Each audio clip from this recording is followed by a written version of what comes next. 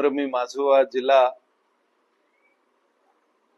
జైనూరు మండల కేంద్రంలో 3 రోజుల క్రితం ఒక ఆదివాసీ మహిళ ఆమె మీద దారుణంగా దాడి జరిగింది. అత్యాచార యత్నం జరిగింది. అత్యాచారమే జరిగింది అనేది ఒక కోణం అయితే అత్యాచార యత్నం జరిగింది. ఆమెను ఇంత దారుణంగా హింసించారో మనం ఫోటోలు చూస్తే అర్థమవుతుంది.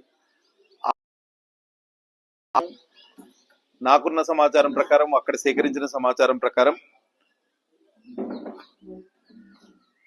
ఒక ఆటోలో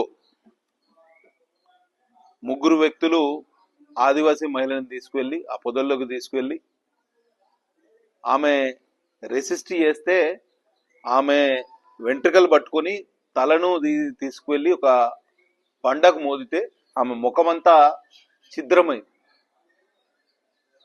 ఇవాళ ఎంత దారుణమైన విషయం అంటే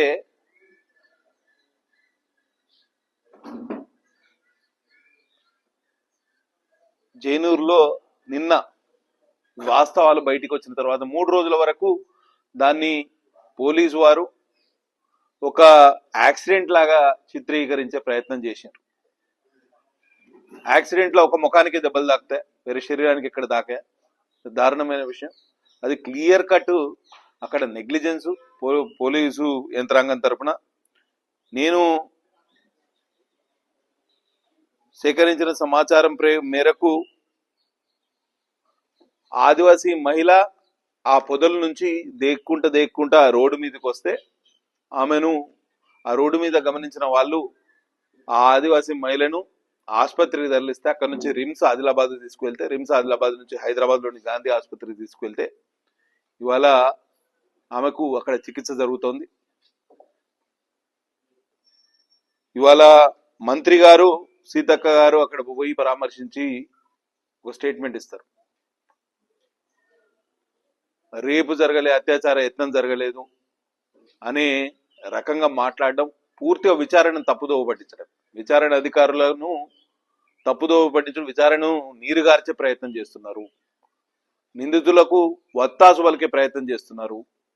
ఈ క్లియర్ కట్ కేస్ ఆఫ్ అక్కడ ఏందనంటే మొత్తం డైవర్ట్ చేయాలి, ఇష్యూని డైల్యూట్ చేయాలి అనే సంకల్పంతో వారు పనిచేస్తున్నారు. ఒక గిరిజన మహిళ, ఒక గిరిజన నాయకురాలు సాటి గిరిజన మహిళకు న్యాయం చేకూర్చలేని పరిస్థితిలో ఈ రాష్ట్ర ప్రభుత్వం ఉన్నది.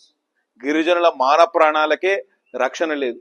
జైనూరులో ఇది గత 3 నెలల్లో 3వ ఇన్సిడెంట్. పార్లమెంటు ఎన్నికల రోజు అక్కడ పెద్ద ఎత్తున గొడవ జరిగింది. అక్కడ ఆదివాసులకు ఇంకొక మైనారిటీ వర్గానికి చెందిన వారికి పెద్ద ఎత్తున గొడవ జరిగింది. అప్పుడే ప్రాపర్ చర్యలు తీసుకుంటే ఈ పరిస్థితి వచ్చేది కాదు.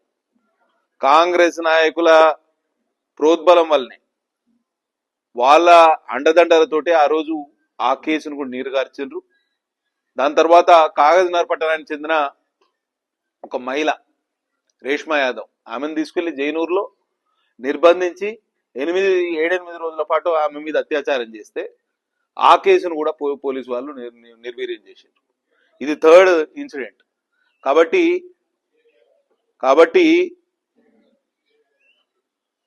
నేను కోరేది ఒక్కటే, ఇవాళ ఇది 3rd ఇన్సిడెంట్. ఈ ఆదివాసీ మహిళ ఎవరైతే ఉన్నారో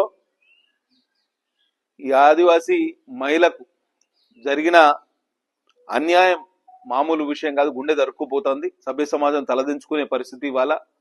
ఇవాళ నిందితుల్ని కాపాడే ప్రయత్నం చేస్తున్నారా, లేకపోతే కేసును నీరుగార్చే ప్రయత్నం చేస్తుందా ఈ ప్రభుత్వ యంత్రాంగం అనేది మనం ఆలోచించాలి. ఇవాళ మేము జైనూరుకి వెళ్ళి వారికి అక్కడ నిన్న పెద్ద ఎత్తున అక్కడ ఆస్తి ఇంకా దుకాణాల ధ్వంసం జరిగింది ఇరు వర్గాల వారికి. కాబట్టి